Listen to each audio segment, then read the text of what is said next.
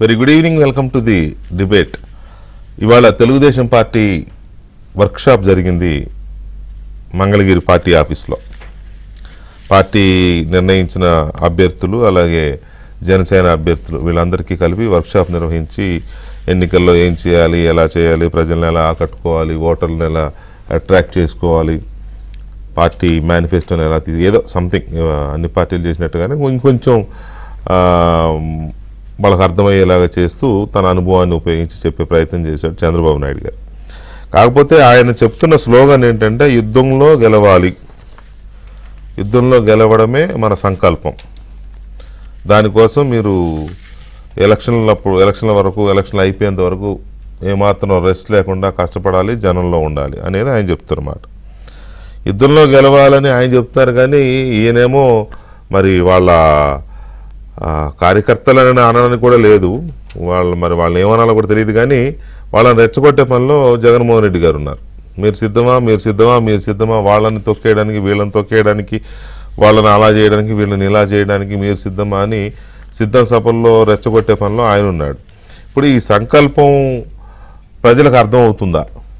యుద్ధంలో గెలవాలి అని ఈ కూటమి తెలుగుదేశం, జనసేన అండ్ బీజేపీ కూటమి తీసుకున్న సంకల్పం ఎందుకు, ఇది రాష్ట్రం కోసం, ప్రజల కోసం అనే దాని వాల్యూ ఓటర్లకి ప్రజలకు అర్థమవుతుందా లేదా అనేది ఒక పాయింట్ అయితే, ఈ సిద్ధం అని చెప్పి వాళ్ళ మీదకి వీళ్ళ మీదకి ఎగదోస్తూ మీడియా మీదకి, ప్రజల మీదకి, లేకపోతే కొన్ని సామాజిక వర్గాల మీదకి ఒక ఇది క్రియేట్ చేసి, ఒక నెగిటివిటీ క్రియేట్ చేసి ప్రజల్ని ఒక మత్తులోకి నెట్టేసే ప్రయత్నం జరుగుతుంది కదా.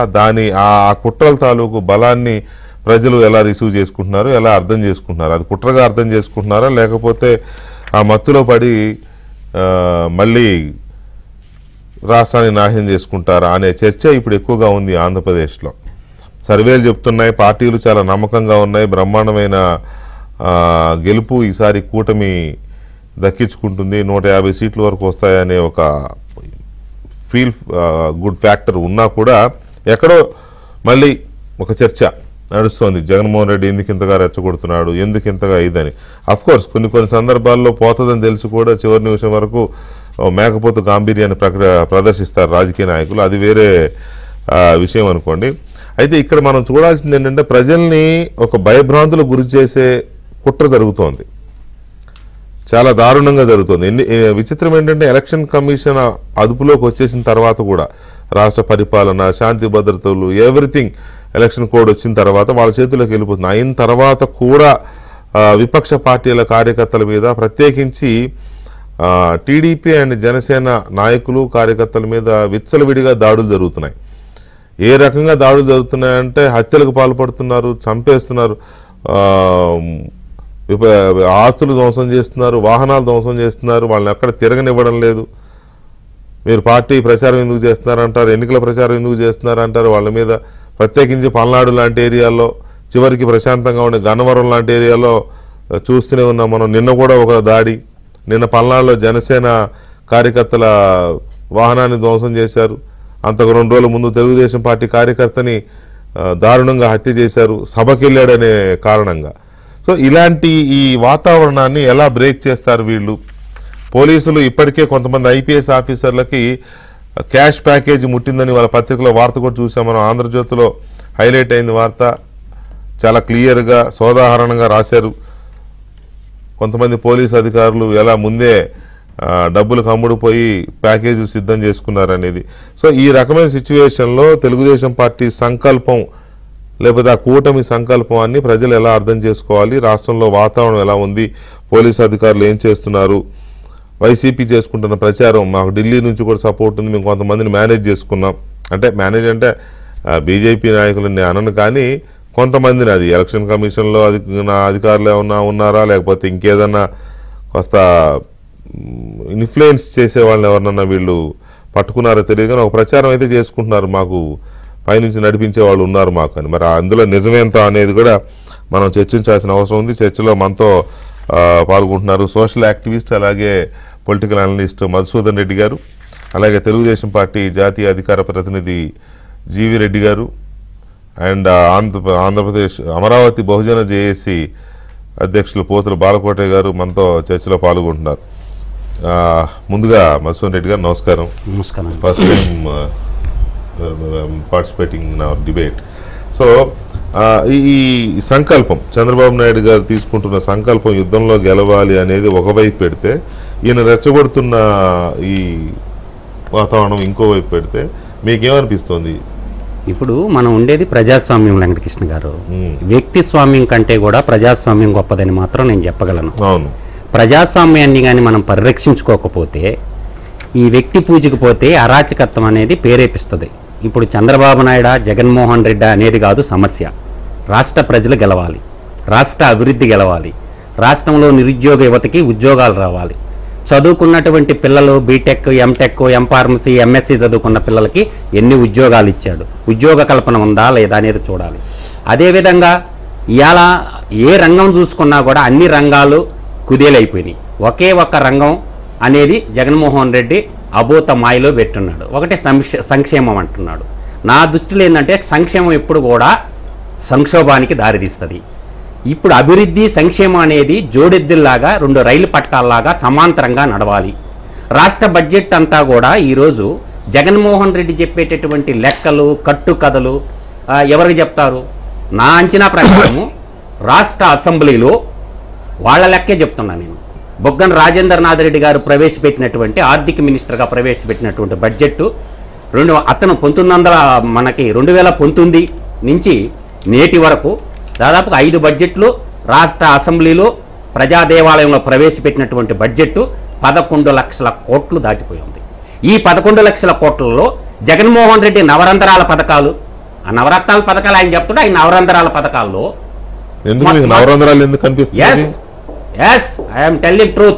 నవరంధ్రాల పథకాలే. ఒక రైతు భరోసా స్కీములోనే 14 స్కీములు ఇన్వాల్వ్ అయి ఉంటాయి. దాంట్లో ఒక రైతు భరోసాలో 13,500 రూపాయలు కేంద్ర ప్రభుత్వం 6,000 రూపాయలు ఇస్తే, మిగతా 7,500 రూపాయలు ఈయనిచ్చి మొత్తం నేనే ఇచ్చినట్టు బిల్డప్ ఇస్తున్నాడు కదా. మిగతా పథకాలు బోర్వెల్స్ చేపిస్తా అన్నాడు, తర్వాత డ్రిప్ శాంక్షన్ చేపిస్తానన్నాడు, తర్వాత కోల్డేజ్ స్టోర్లు కట్టిస్తానని చెప్పాడు. ఇట్లా చాంతాడంత లిస్ట్ ఉంది ఒక రైతు భరోసా స్కీమ్లోని. అన్నీ అయిపోయినాయి, మొత్తం ఆగిపోయిన ఒకే ఒక పథకం. కేంద్ర ప్రభుత్వం 5-6 30,000 రూపాయలు ఇస్తుంటే జగన్మోహన్ రెడ్డి 37,500 ఇస్తున్నారు.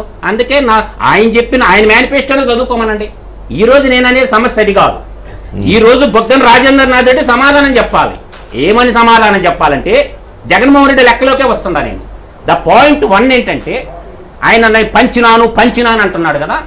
టోటల్ ఆయన చెప్పిన లెక్క సిద్ధం సభల్లో 2,53,000 కోట్ల రూపాయలు నేను ప్రజలకు ఇచ్చానన్నాడు. ఓకే, ఇచ్చావు, నీ బాబు గారు సొమ్ము కాదు అది, ప్రజలు పన్నుల రూపంలో కట్టినటువంటి డబ్బు ఇచ్చావు. తర్వాత ఎంప్లాయీస్ ఉన్నారు. ఎంప్లాయీస్ సంఘటిత రంగం కానీ అసంఘటిత రంగంలో కానీ, ఫిక్స్డ్ ఎంప్లాయీస్ కానీ శాశ్వత ఎంప్లాయీస్ కానీ మొత్తం కలిపి పర్ మంత్ 5,500 కోట్ల రూపాయలు వస్తాయి. 60 నెలలకు వేసుకున్నాం వెంకటకృష్ణ గారు. దాదాపుగా 60 నెలలకు వేసుకునే వాళ్ళకే 6,530, తర్వాత ఇంకొక 30, టోటల్గా నీకు 3,30,000 కోట్లు. అంటే 5,83,000 కోట్ల రూపాయలు సంక్షేమానికి రిమైనింగ్ డబ్బు ఏమైందని నేను అడుగుతున్నా. ఎక్కడ అభివృద్ధి చూపించగలవా? పోలవరం కట్టావా? లేకపోతే తన సొంత జిల్లాలో అన్నమయ్య ప్రాజెక్టు కొట్టుకొని పోయి 39 మంది సజీవ సమాధి అయిపోయినారు, దాన్ని ఏమన్నా నిర్మించావా? గొల్లకళ్ళ ప్రాజెక్టు కంప్లీట్ చేసావా? ఆ మిగిలిన రిమైనింగ్ డబ్బు, మనం అందరం ఎడ్యుకేటెడ్సే కదా, ఎకనామిక్స్ చదువుకున్న ప్రొఫెసర్స్ ఉన్నారు, ఆంధ్రప్రదేశ్ స్టేట్లో ఆడిటర్లు ఉన్నారు, వీళ్ళందరూ అడగాలి కదా. ఇప్పుడు మీరు చెప్పిన దాంతో పాటు ఆదాయంతో పాటు అప్పులు కూడా ఉన్నాయి, అవేమైపోయినా తెలియదు. సెకండరీ అండి. రెండో పార్ట్ ఏంటంటే, మన కార్పొరేషన్లు పెట్టి మాయ చేసి కార్పొరేషన్ తాకట్టు పెట్టి సచివాలయాన్ని తాకట్టు పెట్టినటువంటి దుస్థితిలో, సచివాలయం అంటే ఏంది? ప్రజా దేవాలయం లాంటిది. ప్రజా దేవాలయాన్ని తాకట్టు పెట్టి అప్పులు తెచ్చినటువంటి ఈ ముఖ్యమంత్రి ఎలా ఆంధ్రప్రదేశ్ లో ముఖ్యమంత్రి పదవి అనేది వెంకటకృష్ణ గారు ప్రజల కోసం కాదు.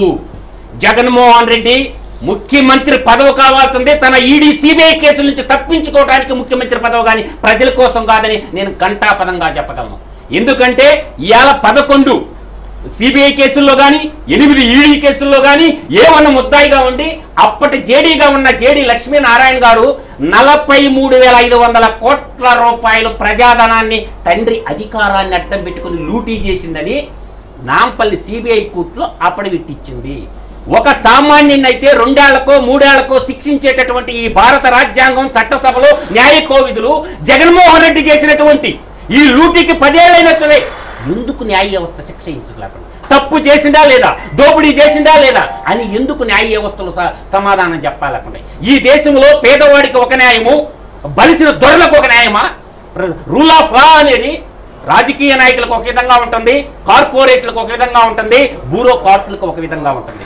ఈ రోజు మీరు కర్నూలులో చూడండి, ఒక మహబూబ్ నగర్ జిల్లా ఒక అమ్మాయిని కర్నూలులో ఇస్తే జడ్జి గారు జస్ట్ లైక్ 3 years లో ఉరిశిక్ష చేసేసింది. జగన్మోహన్ రెడ్డి చేసినటువంటి ఈ అవినీతి కేసుల్లో జడ్జిమెంట్ ఎందుకు ఇవ్వదు? ఈ రోజు జగన్మోహన్ రెడ్డి కేసుల్లో ఉన్నటువంటి A1, A2, A3, A4 మొత్తం తీసుకోండి. రాజ్యసభ సభ్యులుగా ఉన్నారు, పార్లమెంటేరియన్గా ఉన్నారు, ఎవరిని ఎన్నుకుంటున్నారు? చివరికి కోర్టుకు కూడా రప్పించలేకపోతున్నారు కదా. శిక్షల సంగతి, విచారణ సంగతి దేవుడు ఎరుగు, కోర్టుకు కూడా రప్పించలేకపోతున్నారు వాయిదాలకి. సో అలాంటి సిచ్యువేషన్. రైట్, ఒక్క నిమిషం రెడ్డి గారు, మసూర్ రెడ్డి గారు. బాలకోట గారు నమస్కారం. నమస్తే వెంకటేష్ గారు. నమస్తే బాలకోట గారు. మనం ఎప్పటి నుంచో యుద్ధం, ఇది వచ్చేదంతా ఈ ఎన్నికలంతా యుద్ధంలాగానే ఉంటాయి అని ఎప్పటి నుంచో అనుకుంటూనే ఉన్నాం. చంద్రబాబు నాయుడు గారు కూడా ఇవాళ యుద్ధం గెలవాలి అనే ఒక స్లోగన్తోనే ఎన్నికల్లో పనిచేయాలి అని చెప్పి అన్నారు ఆయన. అఫ్కోర్స్ ఆ యుద్ధం గెలవాలి అనే దాంట్లో సంకల్పం ఏంటంటే జగన్మోహన్ రెడ్డి ప్రభుత్వాన్ని గద్దె దించాలి అనేది ఒక అంశం. కానీ ఇది అవతల వైపేమో వాళ్ళ బలం ఎట్లా చూపిస్తున్నాడంటే ఆయన సిద్ధమని చెప్పి అందరిని ఎగదోసే కార్యక్రమం జరుగుతోంది కదా. సో ప్రజలు ఇప్పుడు మసూర్ రెడ్డి గారు చెప్పినట్టుగా ప్రజలు ఆ పాయింట్స్ అన్ని ఆలోచిస్తున్నారా, లేకపోతే వాళ్ళు కూడా ఒక మత్తులో ఉన్నారా అనేది కొంత డౌట్గా ఉంది. మీకేమనిపిస్తుంది? వెంకటకృష్ణ గారు ధన్యవాదాలు. మిత్రులు మధుసూదన్ రెడ్డి గారికి, జీవీ రెడ్డి గారికి తమకి జై భీములు. ఈ రోజున ఆంధ్రప్రదేశ్లో చాలా కీలకమైన దశలో ఉన్నాం మేము.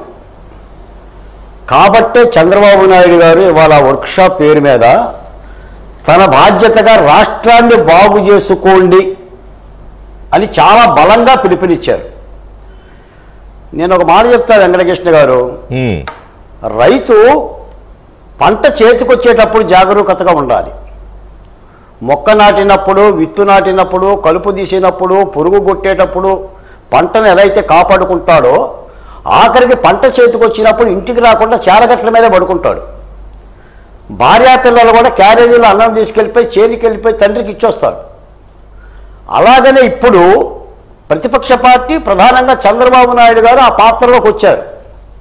మీరు గమనించారో లేరో, చంద్రబాబు నాయుడు తెలుగుదేశం పార్టీ మరియు జనసేన పార్టీ మరియు బీజేపీ పార్టీ యొక్క సమన్వయం గురించి కూడా, ఆ 2 పార్టీల యొక్క కష్టాలు, నష్టాలు, త్యాగాల గురించి కూడా ఈరోజు చెప్పారు. అవును. అంటే ఒక ప్రధానమైన యుద్ధాన్ని గెలిపించాలనే సంకల్పం కలిగిన నాయకుడు చేసే పని అది. ఎక్కడ తొట్టుపాట్లు కానీ, లేదా భేదభావాలు కానీ, అరమరికలు కానీ, చిన్న చూపు కానీ లేకుండా యుద్ధాన్ని గెలిపించుకోవాలని చెప్పాడు. ఈ యుద్ధంలో సీట్లు ఇవ్వలేని తన పార్టీకి సంబంధించిన దాదాపు 31 మంది ఎమ్మెల్యేల కొన్ని పేర్లు చదివి మరి తప్పనిసరిగా సహకరించాలి. ఈ యుద్ధం గెలవాలి. ఇక్కడ యుద్ధం గెలవటం అంటే చంద్రబాబు నాయుడు గారు గెలవటం కాదు, రాష్ట్రం గెలవాలి, రాష్ట్రాన్ని బాగు చేసుకోవాలనే ఒక సందేశాన్ని చాలా స్పష్టంగా ఇచ్చాడనే భావనే కలుగుతుంది. అందరూ చంద్రబాబు నాయుడు గారిలో ఉండాలి. నేను అనేది ఏంటంటే, పోటీ చేసే అభ్యర్థితో పాటు అక్కడ ఆ నియోజకవర్గంలో సీటు కోల్పోయిన తెలుగుదేశం పార్టీ నాయకుడు కానీ, జనసేన పార్టీ నాయకుడు కానీ, భారతీయ జనతా పార్టీ నాయకుడు కానీ, సీట్లు వచ్చిన వాళ్ళు కానీ, రాని వాళ్ళు కానీ, మరి ఈ యుద్ధంలో సైన్యాధ్యక్షుడి యొక్క మాటను గౌరవించి అలా యుద్ధం చేయగలగాలి. అవతల వైకాపా పార్టీ సిద్ధం అని అనబట్టే ఇక్కడ యుద్ధం అనే మాట వచ్చింది. నాకు తెలిసి ఇప్పటికి కూడా ఎన్నికల కమిషను దేశవ్యాప్తంగా జీరో వైలెన్స్తో 2024 ఎన్నికలను పూర్తి చేయాలని ఒక లక్ష్యంగా నిర్దేశించింది. కానీ ఆంధ్రప్రదేశ్లో జీరో వైలెన్స్ జరుగుతుందో లేదో ఒక పెద్ద ప్రశ్నార్థకమే. 3 రోజులు ఎన్నికల షెడ్యూల్ కోడ్ వచ్చిన మరుసటి రోజు నుంచో మొదలైనవి కదా. ఇప్పటికి 2 హత్యలు జరిగినాయి, 3 దొంగలు జరిగినాయి. ఇంకేం కావాలి? నేను అదే చెప్తున్నాను సార్. 3 రోజుల్లో 385 కేసులు అయినాయి. గొడ్డలితో మనిషిని నరికారు. పత్తిపాడు లాంటి నియోజకవర్గంలో ఎమ్మెల్యే అభ్యర్థి కారు మీద దాడి చేశారు. నిన్న గన్నవరం దగ్గర దాడి జరిగింది. సంఘటనలు జరుగుతూనే ఉన్నాయి.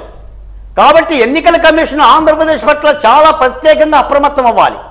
నేను ఈ డిబేట్కి వచ్చేటప్పుడు కూడా విజయవాడ పోలీసుల్లో పారామిలిటరీ దళాలు కవాతు నిర్వహిస్తున్నాయి. ఇప్పుడు గ్రామాల్లో కూడా కవాతు నిర్వహిస్తున్నాయి. మీరు గ్రామాల్లోనూ నగరాల్లో కవాతు నిర్వహించడం కాదు, శాంతి భద్రతలు విఘాతం కలుగు చేసే శక్తులను మూసేయాలి. లేదంటే నోటీసులు ఇచ్చేసి రాష్ట్రం నుంచి తరిమేయాలి. ముందు ఎన్నికల ప్రక్రియ భద్రంగా జరగాలి. ఇదేదో గాంధీ రాజ్యంలాగా, కద్దర పంచల రాజ్యంలాగా ఇప్పుడు ఈ రోజుల్లో ఎన్నికల ప్రక్రియ అలా లేదు. మరి భయం వేస్తుంది ఒక విధంగా చెప్పాలంటే.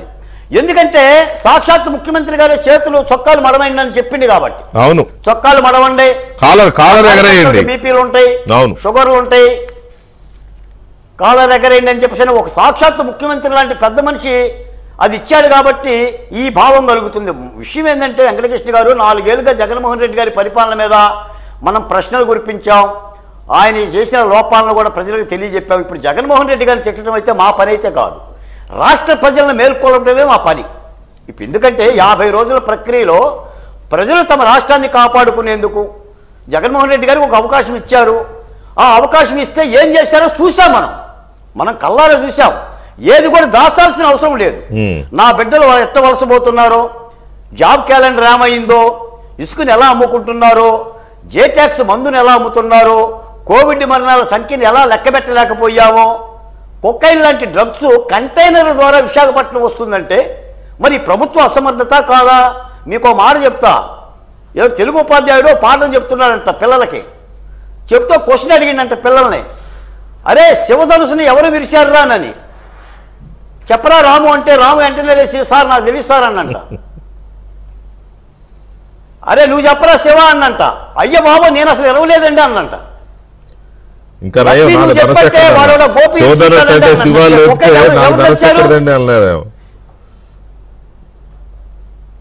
మరి కొకైన్ తెచ్చింది ఎవరు? అధికార పార్టీనా, ప్రతిపక్ష పార్టీనా, ఎవరు? ఈ మంత్రులా?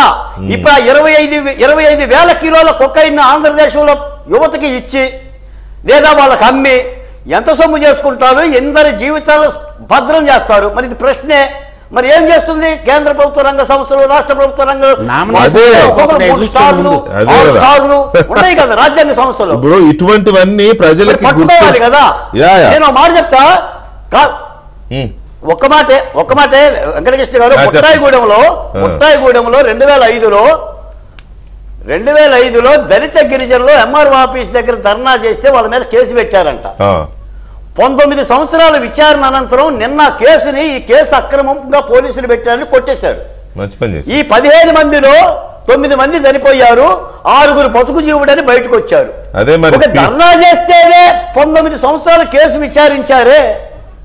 మరి కొకైన్ సంగతి ఏంటి? జగన్మోహన్ రెడ్డి గారి మీద కేసుల సంగతి ఏంటి?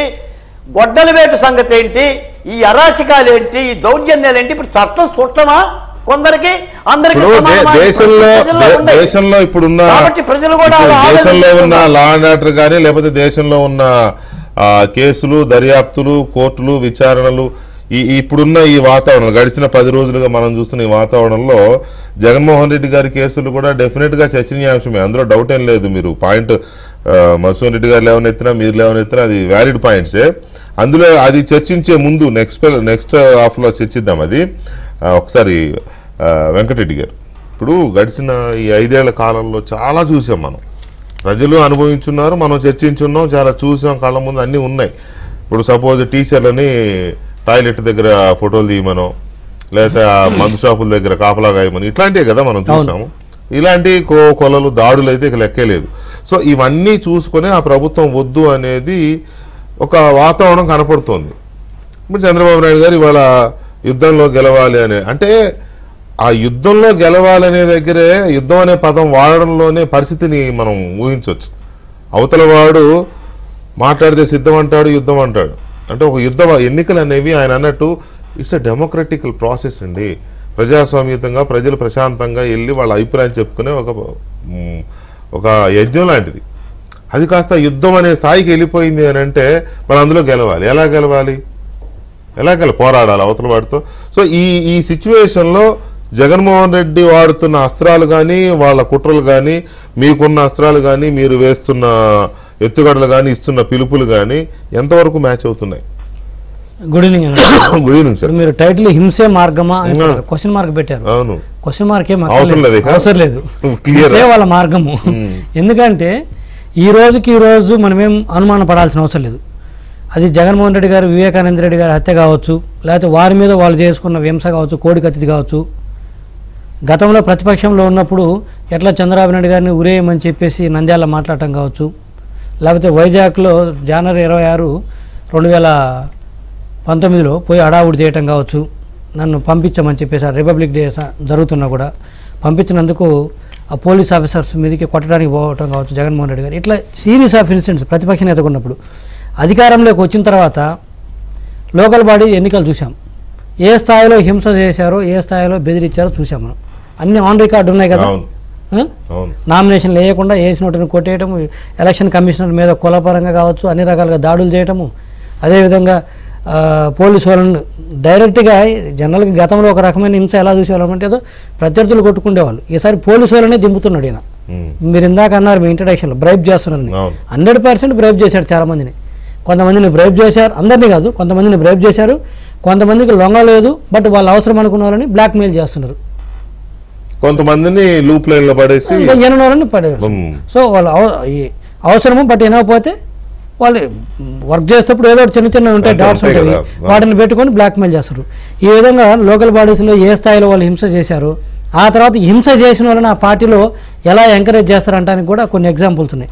ఉదాహరణకు అనంతబాబు వాళ్ళ డ్రైవర్ను చంపి ఇంటికి డోర్ డెలివరీ చేసిన వ్యక్తిని, నేనే చేశానని చెప్పిన వ్యక్తిని 3 నెలలు రిమాండ్ చేస్తే మళ్ళీ బయటికి తీసుకొచ్చి ఇదే ముఖ్యమంత్రి సభలో పక్కన కూర్చోబెట్టుకొని తిరుగుతుంటే ఇక నువ్వు హింసను ప్రేరేపించాలనుకుంటున్నావా, హింసను కంట్రోల్ చేయాలనుకుంటున్నావా? ప్రేరేపించడం కాదు జీవారెడ్డి గారు, అదొకటే కాదు, ప్రజలకు ఏం చెప్పదలుచుకున్నాను అంతా కూడా పక్కన కూర్చోబెట్టుకున్నా వస్తున్న ఆ పార్టీకి ఏంటంటే వారు ఏం సందేశం ఇవ్వదలుచుకున్నారంటే, అదేవిధంగా కొన్ని 2-3 సంఘటనలు చెప్తాను.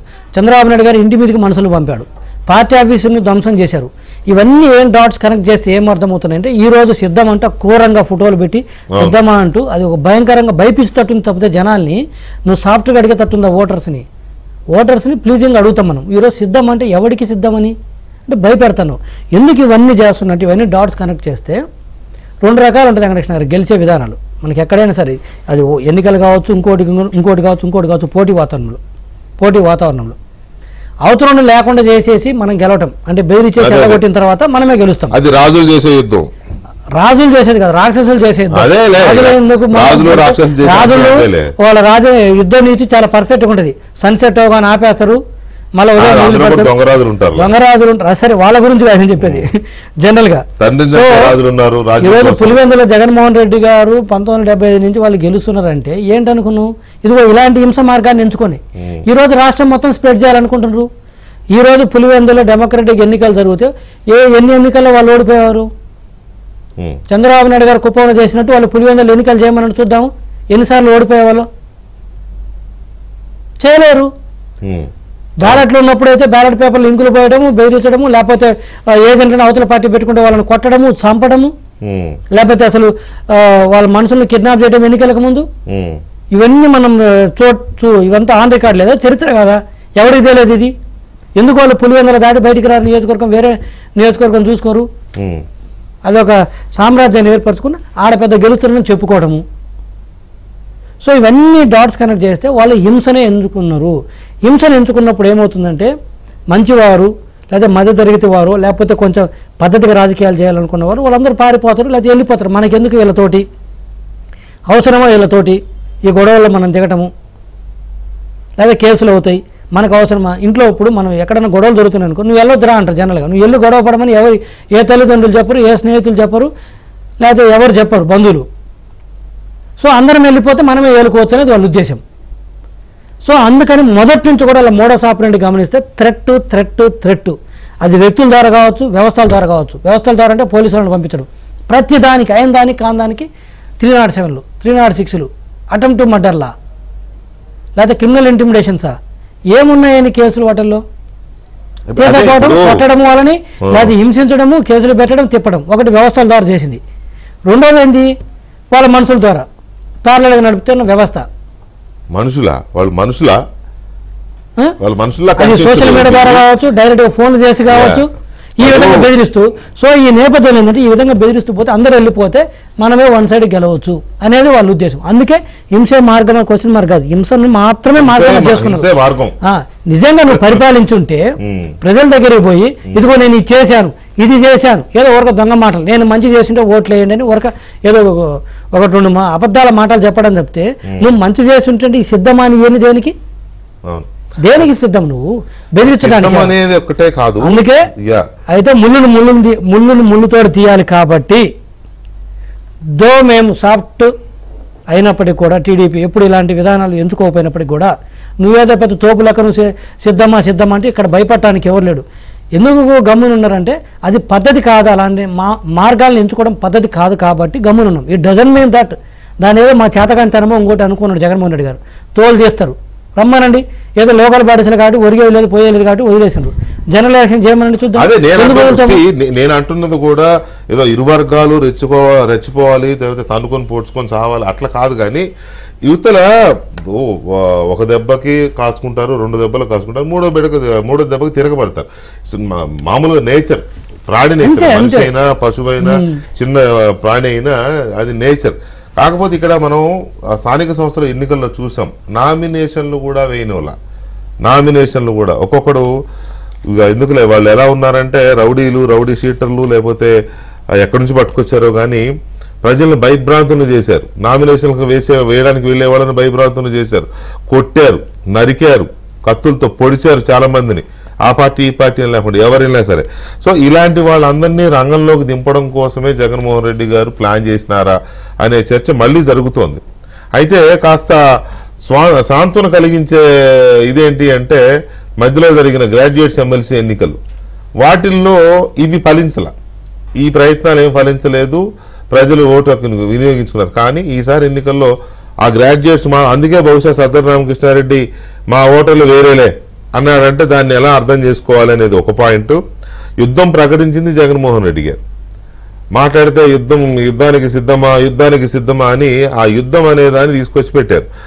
సహజంగానే మరి యువతల వాళ్ళు యుద్ధంలో గెలవాలనే దానికి వీళ్ళు ప్రిపేర్ అవుతారు. అయితే యుద్ధం ప్రకటించింది జగన్మోహన్ రెడ్డి గారు పార్టీల మీదనా ప్రజల మీదనా? ఎవరి మీద యుద్ధం ప్రకటించారు? యుద్ధం ప్రకటించింది ఓటర్ల మీద ప్రకటించినట్టే అనుకోవాల్సి వస్తుంది ఇప్పుడు. సో దీనికి ఉన్న మార్గాలు ఏంటి? ప్రజల మీద ప్రకటిస్తే ప్రజలు మరి ఎలా తీర్చుకోవచ్చు రెడ్డి గారు? అసలు ఈ యుద్ధం అనేది ప్రకటించింది ముందు జగన్మోహన్ రెడ్డి గారు. ఎలక్షన్స్లో ఉన్నవాడు లేదా ఒక పాలకుడు, ఒక ముఖ్యమంత్రి నోటి వెంట ఆ యుద్ధము ఇలాంటి అన్పార్లమెంటరీ ఇవి రాకూడదు లెక్క ప్రకారం. ఆయన యుద్ధం ప్రకటిస్తున్నాం మనం, యుద్ధం అది అని చెప్పి మాట్లాడేసరికి వీళ్ళకి మొదలైంది. ఇప్పుడు యుద్ధం ప్రకటించింది జగన్మోహన్ రెడ్డి గారు రాజకీయ ప్రత్యర్థులపైన లేకపోతే ప్రజలపైన అనుకోవాలా? యుద్ధం లేదు, పాడు లేదు, భయపడాల్సిన అవసరం లేదు.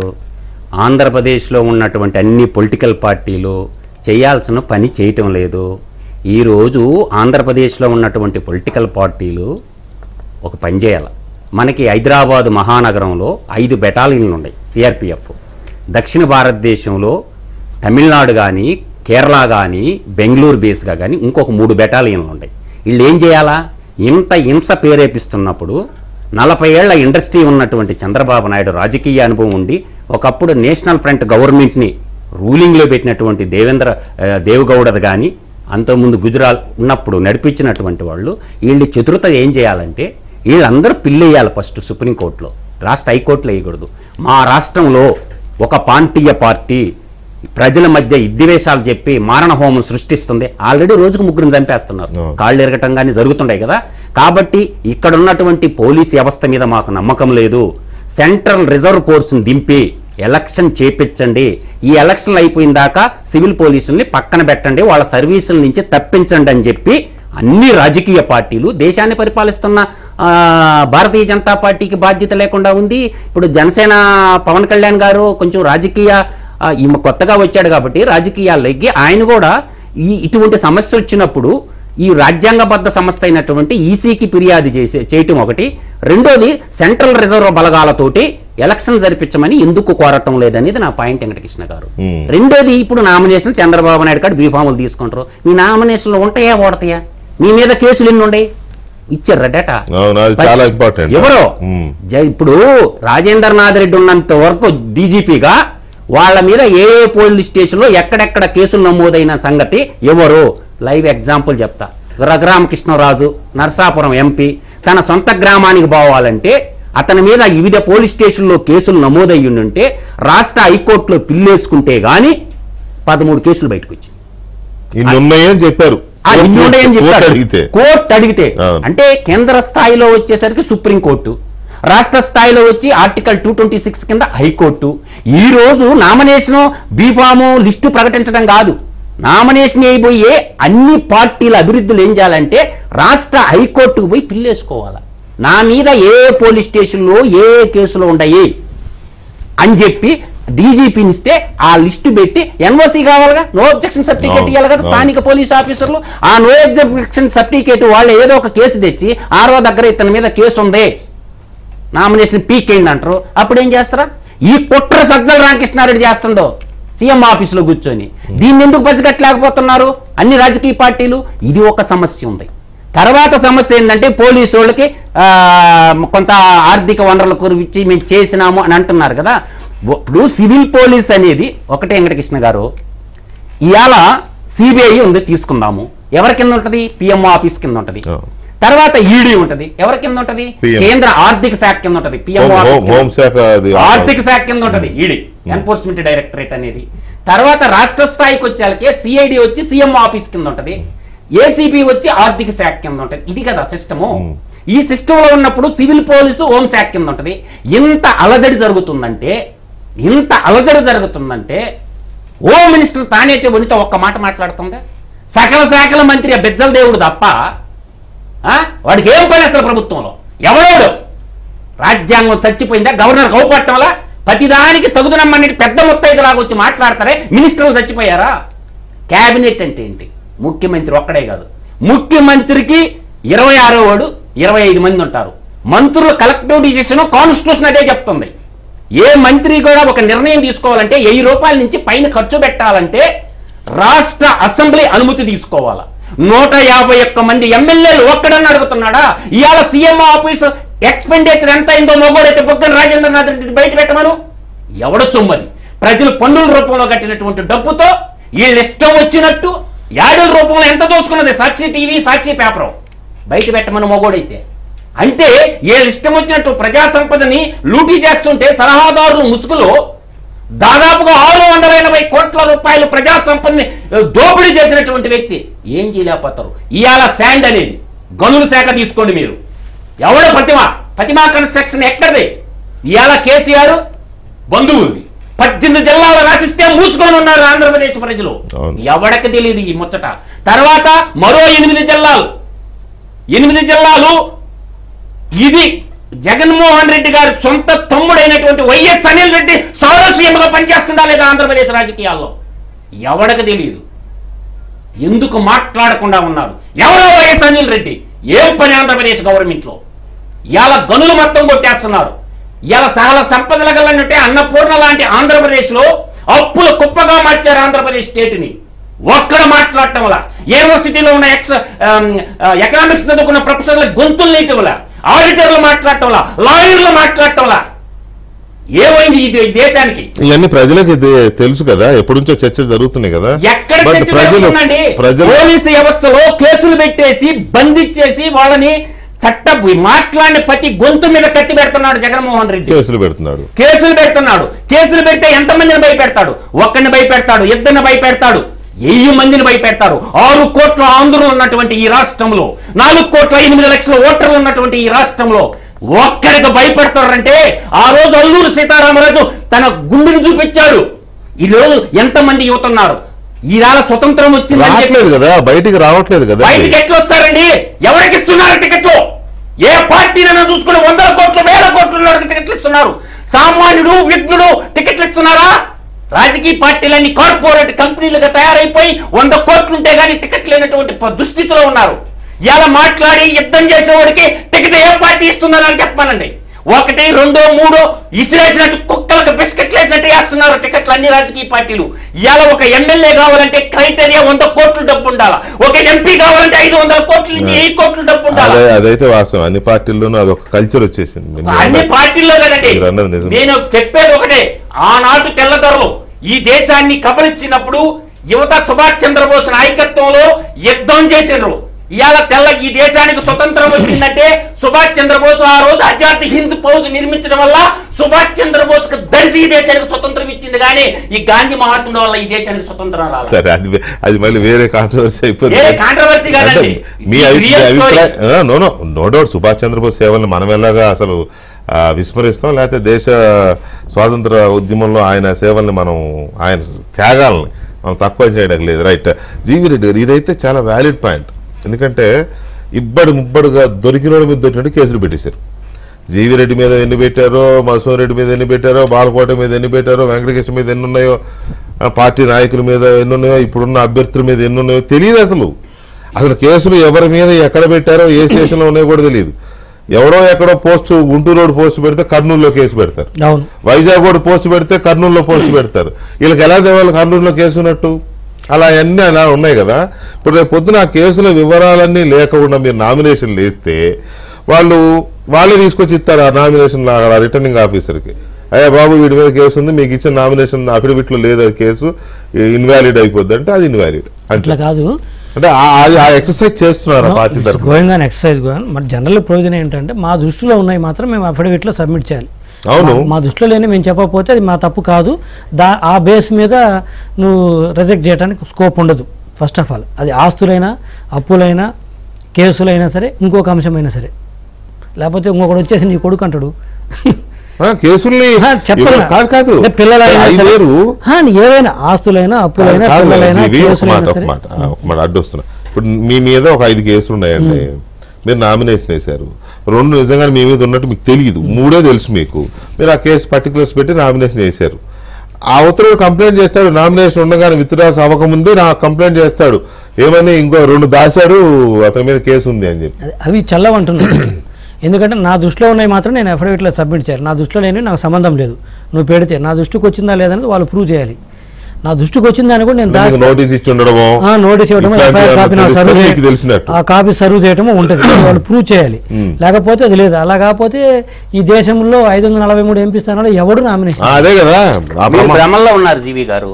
మీరు లేనప్పుడు ఏం చేస్తారంటే మీ ఇళ్ల దగ్గర గోడ గరిపిస్తారు, అర్ధరాత్రి ఫోటో తీసుకుంటారు, పెడతారు. జీవి గారు అంత ఈజీగా అది కాదు, ఈజీ కాదు, జరగబోయేది అదే, చూడండి జరుగుద్ది కూడా. ప్రొవిజన్స్ అలా లేవులే కానీ ఎలక్షన్ రూల్స్.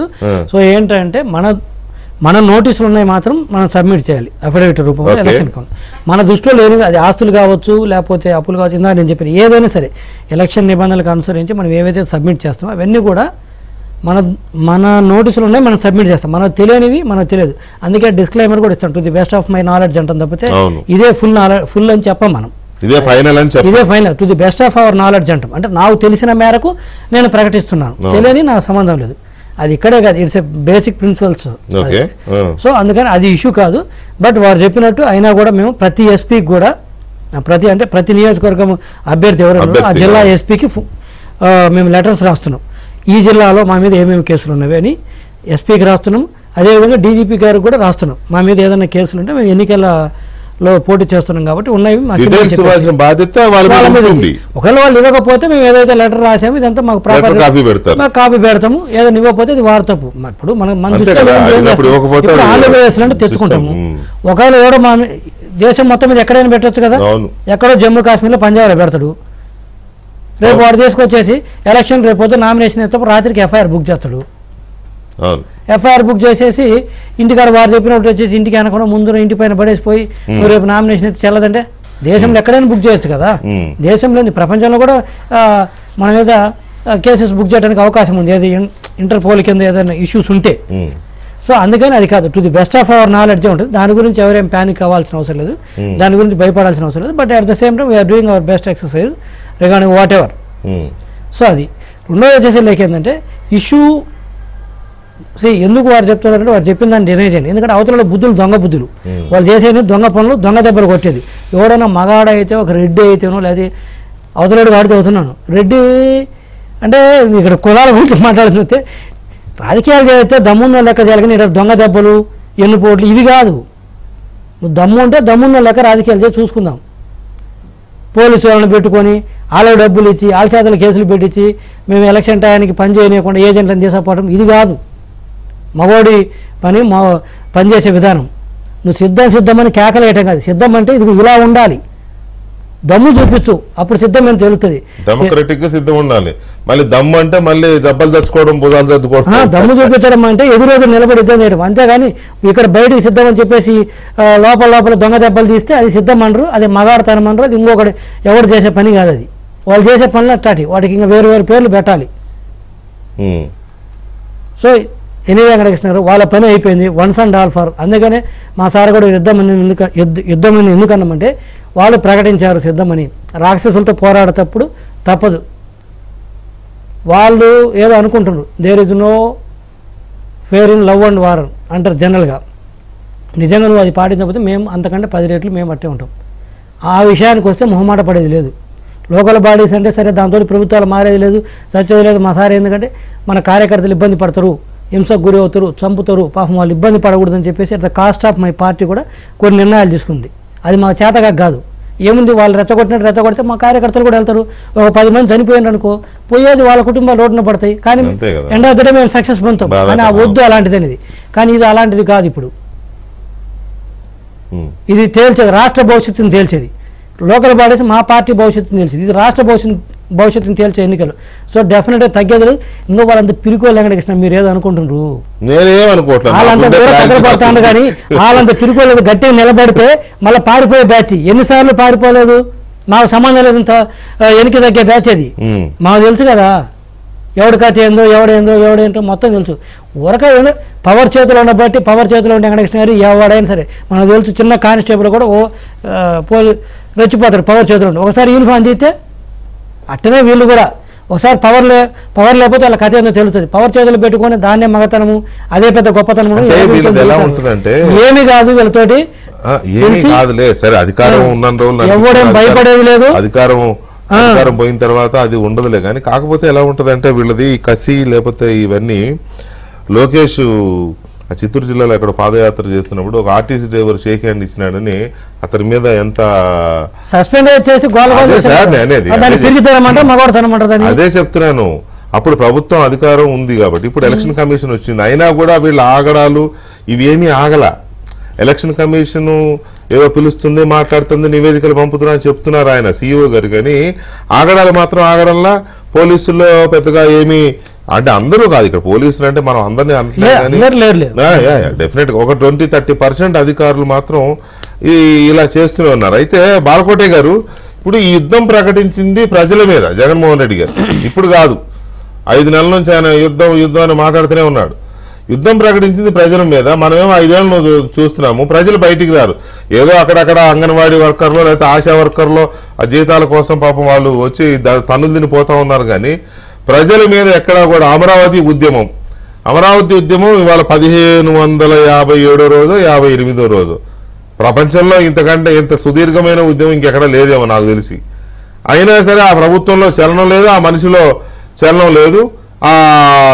ఆ ఉద్యమానికి లేకపోతే అమరావతికి రాజధానికి మోక్షం లేదు. సో ఇలాంటి సిచ్యువేషన్స్ లో ప్రజలు బయటకు వస్తున్నారా? రాలేదు ఇప్పటి వరకు. ఈ యుద్ధానికి ప్రజలు ఎలా సిద్ధమవుతున్నారు అనేది ఇప్పుడు పెద్ద క్వశ్చన్ మార్క్.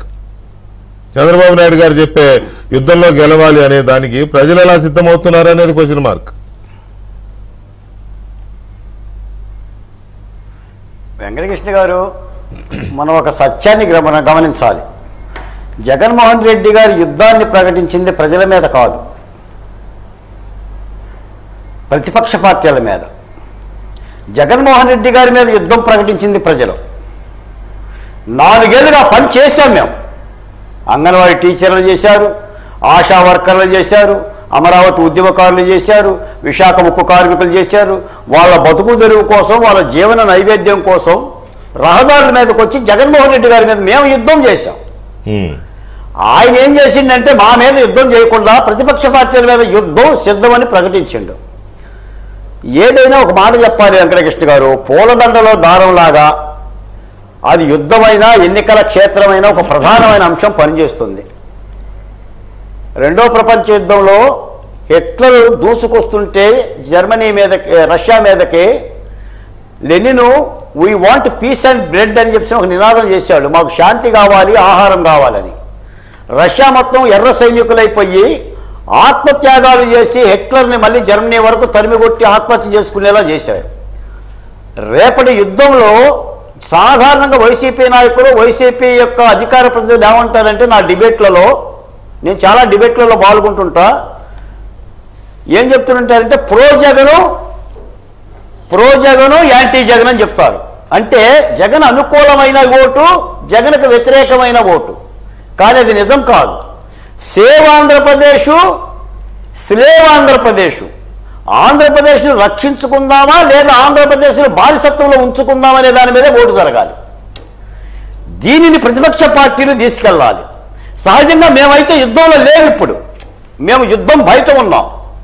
గత 4 ఏళ్లుగా యుద్ధంలో ఉన్నాం మీతో పాటు.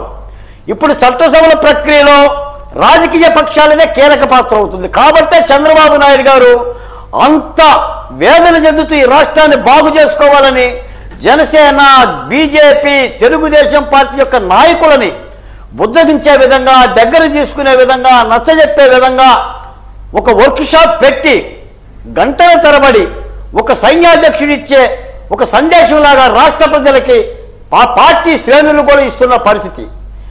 కాబట్టి ఎన్నికలంటే కొట్లాటనో, ఎన్నికలంటే కలబట్టమనో, బరిగీసుకోవటం అంటో అది కాదు. ఆడు యుద్ధం అంటే ఎన్నికల కమిషన్ ఏం చేస్తుంది? ఎన్నికల కమిషన్ గుర్తుపెట్టుకోవాలి మన యుద్ధం ఏంటో అనేది. సిద్ధం అంటే ఎన్నికల కమిషన్ గమనించాలి. రాజ్యాంగ వ్యవస్థలు ఉన్నాయి. ఆడు కర్ర తీసుకొని వస్తే లోపలేయాలి. నేను కర్ర తీసుకొని వెళ్తానంటే ప్రజాస్వామ్యం ఏముంది? కాకపోతే ఎన్నికల ప్రక్రియలో ప్రజలు చాలా చైతన్యవంతంగా ఉంటారు. ఒక మాట చెప్తాను వెంకటకృష్ణ గారు, 2004లో రాజశేఖర రెడ్డి గారు ఉమ్మడి ఆంధ్రప్రదేశ్లతో పొత్తులతో వెళ్ళారు. చంద్రబాబు నాయుడు గారు పొత్తులతో కాకుండా ఒంటరిగా వెళ్ళాడు. పొత్తులతో వెళ్ళిన రాజశేఖర రెడ్డి గారు గెలిచారు, ఒంటరిగా వెళ్ళిన తెలుగుదేశం పార్టీ ఓడిపోయింది. 2009లో చంద్రబాబు నాయుడు గారు పొత్తులతో వెళ్ళారు, రాజశేఖర రెడ్డి గారు ఒంటరిగా వెళ్ళారు. మళ్ళీ పొత్తులతో వెళ్ళిన తెలుగుదేశం పార్టీ ఓడిపోయింది, ఒంటరిగా వెళ్ళిన రాజశేఖర రెడ్డి గెలిచిండు. 2014లో చంద్రబాబు నాయుడు గారు ఇదే బీజేపీ జనసేన అధినేత యొక్క అండదండలతో పొత్తులతో వెళ్ళారు. జగన్మోహన్ రెడ్డి గారు ఒంటరిగా వెళ్ళాడు. ఒంటరిగా వెళ్ళిన జగన్మోహన్ రెడ్డి ఓడిపోయాడు, పొత్తులతో వెళ్ళిన చంద్రబాబు నాయుడు గారి పార్టీ గెలిచింది.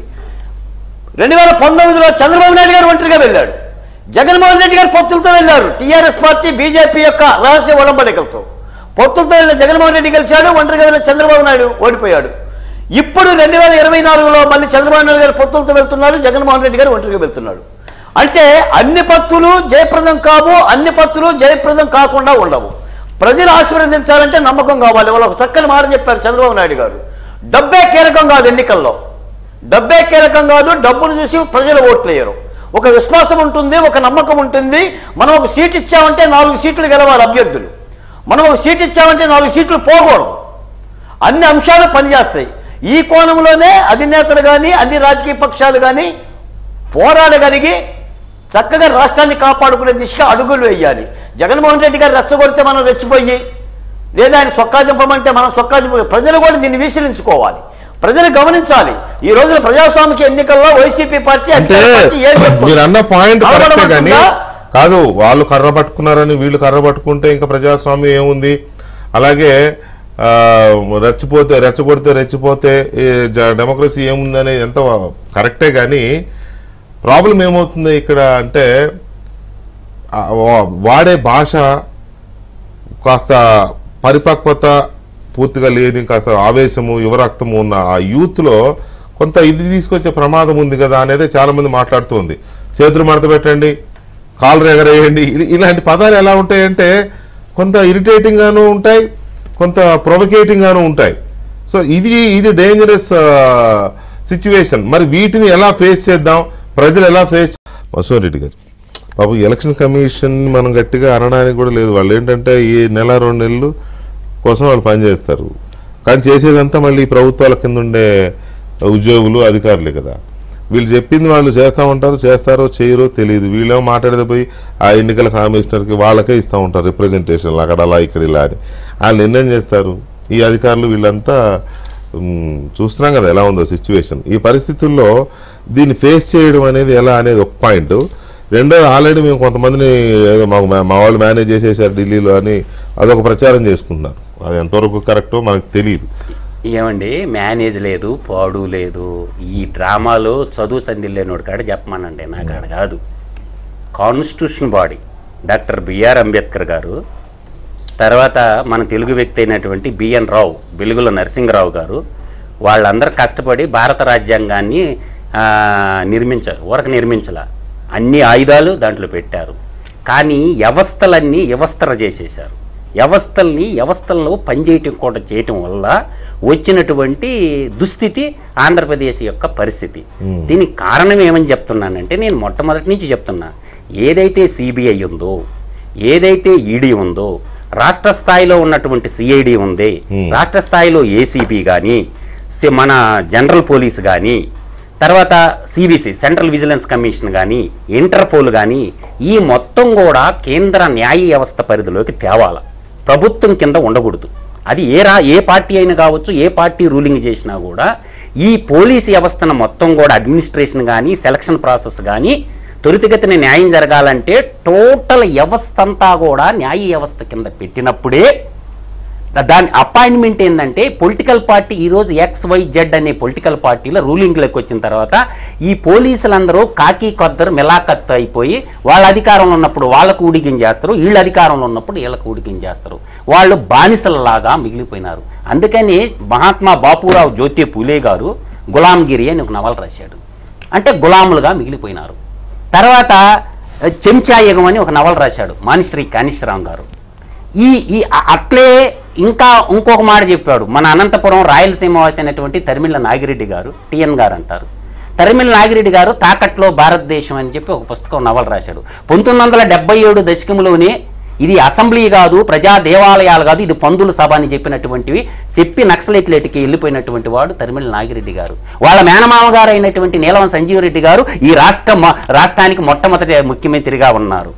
అంటే ఇవాళ ప్రజాస్వామ్యాన్ని పందుల స్వామ్యంగా, అక్రమార్జునులకి డబ్బులు ఎవడు ఎంత సంపాదిస్తే వాడిని హీరోగా పొగడుతున్నారు.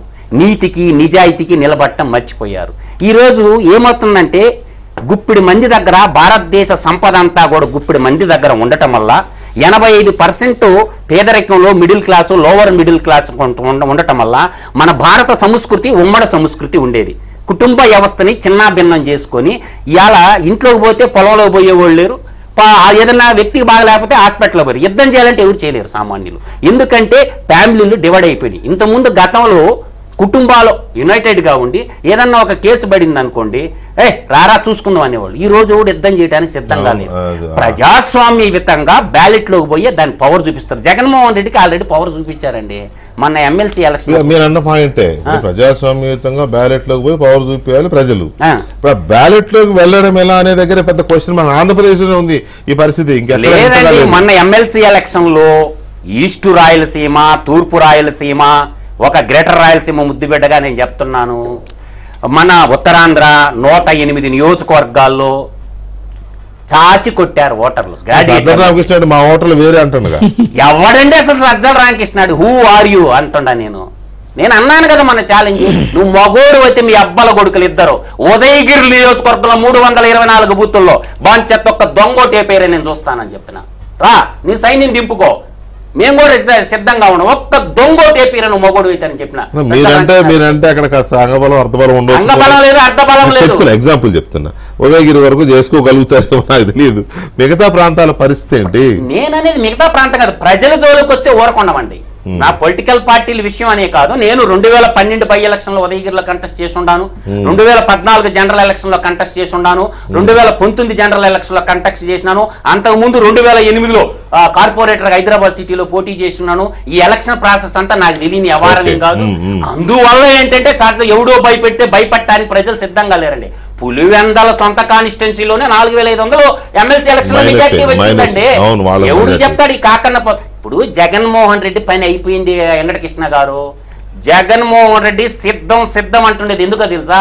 ఆ ముఖ్యమంత్రి పదవి తన ఆర్థిక నేరాల నుంచి తప్పించుకోవటానికి అవసరము. రాష్ట్ర ప్రయోజనాల కోసం కాదు, రాష్ట్ర అభివృద్ధి కోసం కాదని నేను బలంగా చెప్పగలను. ఇవాళ సంక్షేమం అనే ఒక ముసుగు తగిలించుకొని నేనిచ్చాను అంటాడు. కానీ భారతీయ సిమెంట్ ఆస్తులు ఏమన్నా ఇచ్చాడా, లేకపోతే సాక్షి పేపర్లో వచ్చిన ఆదాయాలతో ఏమన్నా ఇచ్చాడా, సాక్షి టీవీలో వచ్చినటువంటి ఆదాయాలతో ఏమన్నా ఇచ్చాడా, సండూరు పౌర ప్రాజెక్టులో ఇచ్చిన ఆదాయాలు ఏమన్నా ప్రజలు పన్నుల రూపంలో కట్టిన డబ్బులు ప్రజలకి ఇచ్చి ఆ సొమ్ము అనేది ప్రజల యొక్క ధర్మకర్తగా ఉండాల్సినటువంటి వ్యక్తి ముఖ్యమంత్రి అంటే ఎవరండి? పబ్లిక్ సర్వెంట్, అంతే, సేవకుడు, ప్రజలకు సేవకుడుగా ఉండాలి. ప్రజల సొమ్ము ప్రజలకి ఇచ్చి నేనిచ్చాను అంటాడు. ఎవడు నువ్వు అసలు? ప్రజలకు సేవకుడు అంతే. నేను ధర్మకర్తగా పెట్టుకున్నాడు. ధర్మకర్తగా బాగలేకపోతే ప్రజాస్వామ్యంలో ఓటు అనే ఆయుధం ఉండనే ఉంది. ఆ ఓటు ద్వారా మళ్ళీ దింపి కొత్త వాళ్ళు పెట్టుకుంటారు. ఎన్ని ఎలక్షన్ చూడలేదు, ఎంతమందిని చూడలేదు. ఏంది ఆయన నొక్కే బటను? ఆయన అసలు నువ్వు ఎంత ఖర్చు పెట్టినావు ప్రజాధనం చెప్పు. జగన్మోహన్ రెడ్డి నేను అడుగుతున్నా స్ట్రైక్ గా. నువ్వు సీఎం ఆఫీసులో ₹100 జీతం తీసుకుంటానంటున్నావు కదా, సీఎం ఆఫీసర్ నీ పర్సనల్ ఖర్చు ఎక్స్పెండిచర్ బయట పెట్టి చూద్దాం. వైట్ పేపర్ రిలీజ్ చేయమని అడుగుతుండా. ఎందుకు ఆర్థిక మినిస్టర్ని చెప్పమనండి, చీఫ్ సెక్రటరీని చెప్పమనండి, ప్రజల ముందు పెట్టు. నేను ₹1 జీతం తీసుకున్నానని సొల్లు మాటలు ఎందుకు చెప్పడమా? రైట్. ఇప్పుడు వచ్చింది కాబట్టి ఒక మాట, ఆయన్ని జార్ఖండ్ ముఖ్యమంత్రిని జైలుకు పంపా ఈడీఏ సిబిఐ కేసులు. ఓకే, ఇప్పుడు నిన్న ఢిల్లీ సీఎం అరెస్ట్ అయ్యారు, ఆయన కస్టడీకి ఇచ్చారు, తర్వాత జైలు అయ్యారు, తెలిసేది అదే కదా. మరి ఇప్పుడు 5 సంవత్సరాల నుంచి కనీసం వాయిదాలకు కూడా వెళ్లకుండా అన్ని కేసులు నుండి 12 ఏళ్ళ నుంచి ట్రయల్ కూడా అవ్వకుండా ఉన్న జగన్మోహన్ రెడ్డి గారి కేసు ఎందుకు ఆగిపోయింది? ఇక్కడే ఉంది మతలబు. ఈరోజు నేను మన సిబిఐ కోర్టుకు పోయి నాకు కొంచెం ఈ న్యాయ వ్యవస్థలో ఉండేటటువంటి కొంతమంది ద్వారా, నాకున్న సోర్స్ ద్వారా మొత్తం జగన్మోహన్ రెడ్డి ఫైల్ మొత్తం బయటికి తెచ్చా. సిబిఐ కోర్టుకు పోయి మొత్తం టోటల్ ఫైల్ తెస్తే జరుగుతున్నది ఏంటంటే, ఈరోజు ప్రజలు విజ్ఞతతో ఇవాళ రాజ్యసభ సీట్లు ఉంటాయి. జగన్మోహన్ రెడ్డి కేసులన్నీ వాదిస్తుండేది ఎవరు? నిరంజన్ రెడ్డి, అంతే కదా. నిరంజన్ రెడ్డి ఎక్కడ ఉన్నాడు? ఇవాళ రాజ్యసభలో ఉన్నాడు. అంటే మీరు చూడండి ఎంత తెలివైన బిజినెస్ మ్యాన్ అంటే జగన్మోహన్ రెడ్డి. ఈ ప్రభుత్వం ద్వారా ఇప్పటి వరకు సుప్రీంకోర్టులో కేసులు వాదించినటువంటి లాయర్లకు ఇచ్చిన డబ్బు ఒక పెద్ద ప్రాజెక్ట్ అన్నమయ్య డ్యామ్ కొట్టుకోమిందిగా దాన్ని కట్టొచ్చు. అందువల్ల ఏంటంటే నేను అంటుండేది, అందుకే ఈ కేసులు తేలాలంటే పిఎం ఆఫీస్ కింద సిబిఐ, ఆర్థిక శాఖ కింద ఈడీ, సిఐడి సిఎంఓ కింద ఈ ఏసీబీ ఉంది కదా యాంటీ కరప్షన్. ఇలా ఎంఆర్ఓల్ని ప్రభుత్వ ఆఫీసులో జగన్మోహన్ రెడ్డి గుర్తి ఎట్ట పెట్టుకున్నారు? గ్రిప్లో ఎందుకు పెట్టుకున్నారు చెప్పమంట? ప్రతి ఎంఆర్ఓ, ఆర్ఐ, ఈఆర్ఓ, కలెక్టర్లు అందరూ ఎంతో కొంత లంచాలు తీసుకుంటారండి.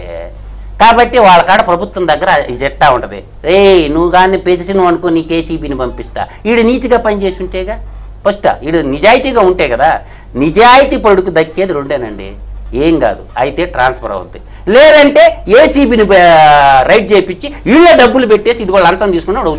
ఉద్యోగం పోతే ఏమవుతారా భయ్? బతకలేరు ఈ దేశంలో.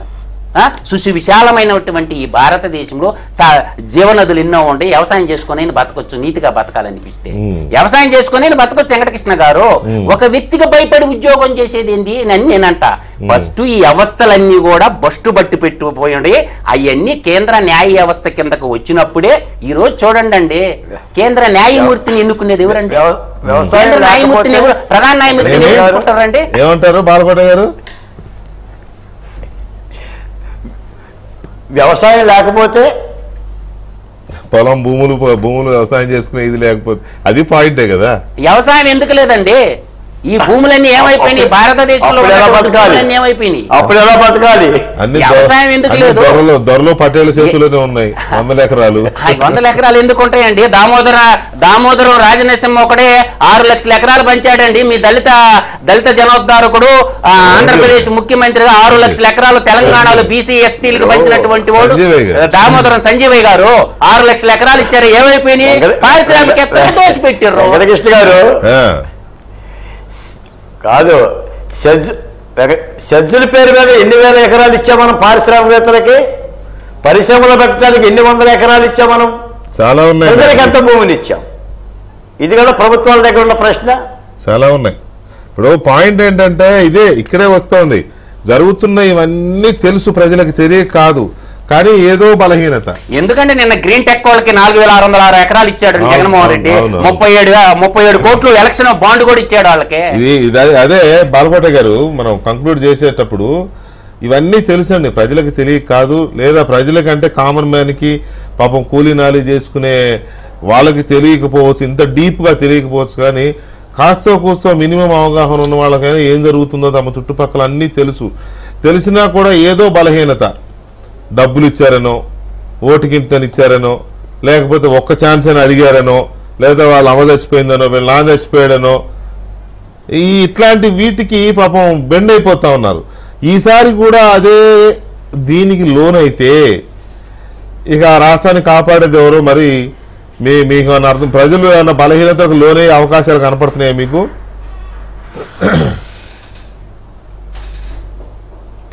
వెంకటకృష్ణ గారు, నేనేదో ఆందోళన చెందో భయపడో చెప్పడం లేదు, కానీ ఒక మాట చెప్పాలి మీకు.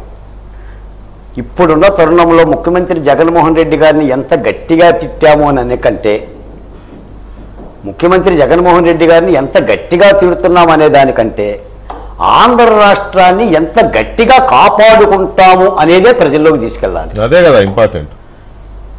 ఈ రోజున జగన్మోహన్ రెడ్డి గారు ఏం చేస్తున్నారంటే, చంద్రబాబు నాయుడు గారు చెప్పేది కూడా అదే, ఈ రాష్ట్రం బాగు పరిస్థితిని ప్రజల్లోకి తీసుకెళ్లాలన్నదే ఆయన బాధ, ఆవేదన. జగన్మోహన్ రెడ్డి గారు ఏం చేస్తున్నారంటే, ఇదిగో నేను ఒక్కడిని అమాయకుణ్ణి, వాళ్ళు ముగ్గురు కలిసి నా మీదకు వస్తున్నారు, నాకెవ్వరూ లేరు, మీడియా లేదు, డబ్బులు లేవు, అమ్మ లేదు, చెల్లెలు లేదు, పైన దేవుడు ఉన్నాడు, కింద మీరున్నాడు అని ఈ చెవులు మూసి సావగొట్టే ఉపన్యాసాలు చెప్తున్నాడు. ఇది ప్రజలకు అర్థం కావాలి. డాక్టర్ సుధాకర్ ఎవరో, డ్రైవర్ అచ్చన్ ఎవరో, అబ్దుల్ సలాం ఎవరో, వజీరా ఎవరో, డ్రైవర్ సుబ్రహ్మణ్యం ఎవరో, ఎందుకు వాళ్ళు చనిపోయారు, వాళ్ళ ఆత్మలు ఏవి ఆశిస్తున్నాయి, అమరావతి రైతులు ఎందుకు రోడ్డెక్కారు, విశాఖ ఉక్కు కార్మికులు ఎందుకు రహదారుల పాలయ్యారు, అంగన్వాడీ టీచర్లకు 1000 రూపాయలు జీతాలు ఇవ్వలేని దౌర్భాగ్యమైన పరిస్థితి ఒక రాష్ట్రానికి ఎందుకుంది, ఎందుకు కొకైను కంటైనర్ల ద్వారా వస్తుంది, సచివాలయం ఎందుకు తాకట్టు పెట్టుకుంటున్నారు, ఇసుక ఎందుకు అమ్ముకుంటున్నారు, మద్యాన్ని ఎన్ని కోట్లకు అమ్మారు, ఆ మద్యం మూలాన మరణాలు ఎన్ని, ఆడబిడ్డల పోలీస్ స్టేషన్లో ఎంతమంది అదృశ్యమయ్యారు, ఆ అదృశ్యానికి సంబంధించిన గణాంకాలు ఏముండయి, ఈ రాష్ట్రం చేసిన అప్పులెంత, జగన్మోహన్ రెడ్డి గారు ఇచ్చిందెంత, ఈ పెట్రోల్ ధరలేంటి, నిత్యావసర ధరలేంటి, ఆఖరికి ప్రజలు కందిపప్పు 70 రూపాయల నుంచి 130 రూపాయలు పెరిగితే 130 రూపాయలు ఎందుకు పెరిగిందని ఆలోచన లేకుండా చేస్తున్నారు ప్రజల్ని. డబ్బు దశకం పెద్ద ఎత్తున ఈ విధంగా అందరం గొంగల్లోనే తింటున్నాం వెంకటకృష్ణ గారు. అయినా కూడా సమాజంలో బతకాలి, ఎన్నికలకు వెళ్ళాలి. ఇందాక మీరు అన్నారు పాపం ఎన్నికల కమిషన్ ఏం చేస్తుంది, ఎన్నికల కమిషన్ ఏం చేస్తుందని. ఎన్నికల కమిషనే చెయ్యాలి, ఎన్నికల కమిషన్ మీద పాపం ఏముంది, మనకున్న ఆధారమే అది. రబడీ షీటర్లు దుర్మార్గాలు జరిగితే వాళ్ళే చెయ్యాలి. రాజ్యాంగం చెప్పింది అదే, ఎన్నికల కమిషన్ చేయాల్సింది అదే, వేరే ఆల్టర్నేటివ్. కానీ నేను అన్నది ఏంటంటే, వాళ్ళు పని చేయించుకోవాల్సింది కూడా ఈ ఆఫీసర్లు, ఈ ఉద్యోగులతోనే. వీళ్ళు ఆల్రెడీ కమిట్మెంట్స్ ఇచ్చేసి ఉంటారు ప్రభుత్వాలకి, పార్టీలకి. సో అక్కడ నాన్ కోఆపరేషన్ అనేది ఉంటుంది, కొద్దిగా భయం నటిస్తారండి. వీళ్ళు ఎవరు భయపడరు. ఒక ఆయన ఏమన్నారు తెలుసా, మొన్న ఒక డిఎస్పీ నాతో, ఏమవుదా మహా అయితే సస్పెండ్ చేస్తారు, 2 నెలల తర్వాత మళ్ళీ మా ఉద్యోగం మాకు ఇస్తారు. అది అంటే అంత ఇమ్యూనిటీ వచ్చేసింది వాళ్ళకి. సో అది నేనేది ఒక్క నిమిషం బాలకోట గారు, ఫైనల్ గా మరి ఆ మాటకు వస్తే ఆ మాటకు వస్తే రేపొద్దున జరుగుతున్న ఆంధ్రప్రదేశ్ ఎన్నికలు కావు, సార్వత్రిక ఎన్నికలు, దేశానికి సంబంధించిన ఎన్నికలు. ఇప్పుడు నేను అనేది అదేనండి. ఆంధ్రప్రదేశ్ లో ఈసారి అదొక రకమైన కలిసి వచ్చే అంశమే. దాన్ని ప్రజలు ఎంతవరకు వాళ్ళు ఉపయోగించుకోగలరు, పార్టీలు ఎంతవరకు ఉపయోగించుకుంటాయనేది కదా ప్రశ్న. చర్చ అక్కడ మొదలైంది. ఒక్క నిమిషం బాలకోటి గారు, వెంకటరెడ్డి గారు. సో ఇదంతా ఒకటి, మీరు ఇప్పుడు వెళ్తున్నారు సూపర్ 6 మా మేనిఫెస్టో, ఓకే అవసరమే, మేనిఫెస్టో జనంలోకి తీసుకెళ్ళాలి, మేము వస్తే ఏం చేస్తాం, అది ఇది ఇవన్నీ చెప్పాల్సిందే. కానీ ఈ 5 ఏళ్ల న్యూస్ రీల్ని ఒకసారి రివైండ్ చేయాల్సిన అవసరం కూడా, ఎందుకంటే ఎన్ని అఘాయిత్యాలు ఇవన్నీ చేస్తున్నారా, ఈ మీ మెషినరీ అంతా ఇది కూడా ప్యారల్ గా చేస్తుందా లేదా, మీ మెషినరీయా లేదా మీ కూటమి జనసేన బీజేపీ ఇవన్నీ? ఒకటే కనిష్టం, రేపు నుంచి 5 ఏళ్ళ నుంచి చంద్రబాబు నాయుడు గారు ప్రజల్లోకి వెళ్తున్నారు. కంపల్సరీ ఇప్పుడు మీడియా త్రూ కావచ్చు, మేము కావచ్చు, ప్రతిరోజు చెప్తూనే ఉన్నాం. 5 సంవత్సరాల నుంచి చెప్తున్నాం. ఈ 2 నెలలు 50 రోజులు కూడా చెప్తాం. ఆయన లేదు లేదు అంటాడు కానీ మీడియా అంతా ఆయన దగ్గర ఉంది కదండి. కానీ నేను ఒకటే ఇంతకుముందు కూడా చెప్పాను, సాక్షిలో డబ్బు తప్పితే నిజం ఏముండదు. జగన్మోహన్ రెడ్డి గారు నిజం చెప్పినట్టుగా ఒకరోజు కూడా వినలేదు. ఇంకా వారి గురించి ఎంత తక్కువ మాట్లాడుకుంటా అది కూడా ప్రజలకు తెలుసా? ఎందుకు తెలియదండి. ఇందాక బాలకోట గారు ఒక మాట అన్నారు, ప్రజలు సిద్ధంగా ఉన్నారు జగన్మోహన్ రెడ్డి గారి మీద యుద్ధం చేయడానికని. అది 100% కరెక్ట్. బాలకోట గారు మీరు చెప్పింది 100% కరెక్ట్. అది వచ్చే కొన్ని రోజుల్లో వారాల్లోనే కనపడుతుంది. వీళ్ళకి మెట్టు దెబ్బలు పట్టడం గ్యారంటీ. మెట్టు దెబ్బలు అంటే ఎక్కువ అధికం చేసుకున్నారు. సో డెఫినెట్గా చూడమనండి, కొన్ని రోజులు వారాల్లోనే బయటపడుతుంది. సో ఎవరు తప్పించుకోలేరు. వాళ్ళ పని అయిపోయింది. వెంకటకృష్ణ గారు ఎప్పుడో కాడు వదిలేశారు. ఈరోజు ఇవన్నీ ఏంటంటే మేకపోతు గాంభీర్యాలు. సో వీటికి భయపడేది లేదు, ఎవడు ఏం భయపడేది లేదు, ఎనికి తగ్గేది లేదు. రెండోది వచ్చేసరికి మేము సూపర్ 6 అన్నారు. సంక్షేమము ఇందాక అవసరం. ఎవరు డబ్బు మా డబ్బా ఇందాక వారు చెప్పారు మధుసూదన్ రెడ్డి గారు, ఎవరు డబ్బు సొత్తు? మేము చెప్తున్నాం ఎవరు డబ్బు సొత్తు? ప్రజల పనులు కడుతున్నారు. బీయింగ్ ఏ కస్టోడియన్ మేము దాన్ని ప్రజలకు జాగ్రత్త చేరుస్తాము. అది కాదు వెంకటరెడ్డి గారు, నేను మాట అంటున్నాను. ఇప్పుడు అశ్విని ఉపాధ్యాయ గారు సుప్రీంకోర్టులో మేమే కేసు వేయించాము. అంతకుముందు ప్రశాంత్ భూషణ్ మేము కూడా ఉన్నాం కాబట్టి చెప్తున్నా. ఈ సంక్షేమ పథకాల మీదే కదా మేము కేసు వేసింది. కానీ సంక్షేమ పథకాలు ప్రధానంగా దేనికి ఉండాలా? 5టికి ఉండాలా: విద్య, వైద్యం, తాగునీరు, సాగునీరు, గృహ నిర్మాణం. మనం పని చేద్దాం. 1 మినిట్ అండి, ఒక్క నిమిషం వెంకటకృష్ణ గారు చెప్పనివ్వండి నన్ను. సంక్షేమ పథకాలు అనేవి 5 ఉండాలా: విద్య, వైద్యం, ఆరోగ్యం, తర్వాత తాగునీరు, సాగునీరు. చాలు. ఇవాళ విద్యని వ్యాపారీకరణ చేసేసి ప్రైవేట్ యూనివర్సిటీలను తెప్పించేసి సామాన్యుడి పిల్లలు చదువుకోలేకుండా చేసినటువంటి ఈ భారతదేశ వ్యవస్థలో సంక్షేమం అనే ముసుగు తగిలిచ్చి 7 ముద్రగాళ్ళకి ఇంజనీరింగ్ కాలేజీలు పెట్టి ప్రభుత్వ సంపదని ప్రజల పన్నుల రూపంలో పెట్టి సుప్రీంకోర్టు జడ్జిమెంట్ వస్తుందండి ఎలక్షన్ లోపు. వేసిన కేసు అదే. మీరు అన్న పాయింట్ యాక్చువల్గా నేను ముందే అడుగుదాం అనుకున్నా, కాకపోతే ఈ టైం కరెక్ట్ సరిపోద్ది. దానికి మనం సెపరేట్గా తీసుకుందని ఆయన మంచి పాయింట్ అది. సో అది మనం మాట్లాడదాం. కానీ చెప్పండి. సో మీ మేనిఫెస్టోని ఆయన చెప్తాడు, మీరు డెఫినెట్గా. ఎందుకంటే ఇప్పుడు ఒకటి మేము గుర్తు చేయడానికి వాళ్ళు చేసిన హింస, వాళ్ళు చేసిన గాయాలు చిన్నవి కదా వెంకటకృష్ణ గారు. ఈరోజు ప్రత్యక్షంగా దాడులు చేశారు, అదేవిధంగా ఇండైరెక్ట్గా ఆర్థిక వ్యవస్థ మీద దాడులు చేశారు. నాకు తెలిసి నిన్న డ్రగ్స్ కూడా ఎలక్షన్ నిన్న ఏదైతే 25,000 కిలోలు వచ్చినాయి చూసావా, ఈ టైంలో వస్తే నాకు డౌట్ వస్తుంది. సబ్జెక్ట్ టు కరెక్షన్ సిబిఐ వాళ్ళు నాకు తెలిసి ఒక 1 వీక్ 10 రోజులు చెప్పాలి. ఈ డ్రగ్స్ మొత్తం కూడా దింపి రేపు ఎలక్షన్స్లో ఏమన్నా యువతకి ఇచ్చి వాళ్ళ వైపు ఉన్న వాళ్ళని పాపం వాళ్ళకి జగన్మోహన్ రెడ్డి గారికి వైసీపీ పార్టీకి వాళ్ళు లీస్ట్ బాదర్.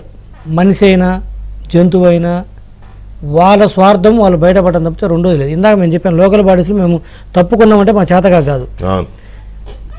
ఆ నేపథ్యంలో కొంతమంది ఇబ్బంది పడతారు, అది మా పార్టీకి సంబంధించింది. సో అందుకు కొంపల మునిగింది ఏం లేదో నాకు తగ్గాం. బట్ వారికి అలా కాదు. రేపు నా డౌట్ అంటున్నాను, ఆ డ్రగ్స్ ఇచ్చి పంపిస్తారేమో డౌట్ వస్తుంది. మరి ఈ టైంలో లేకపోతే 25,000 కిలోలు తేవటం ఏంటి? అది మా మీద నెట్టడం.